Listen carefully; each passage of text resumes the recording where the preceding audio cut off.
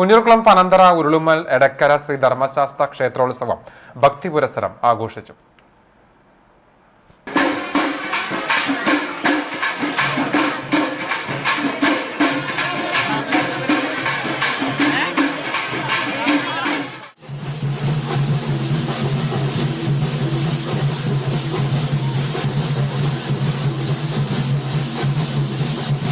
ബുധനാഴ്ച ഉത്സവാഘോഷത്തിന്റെ ഭാഗമായി പുലർച്ചെ ക്ഷേത്രത്തിൽ ഹരിനാമ കീർത്തനം, സുബ്രഹ്മണ്യ പൂജ എന്നിവയുണ്ടായിരുന്നു.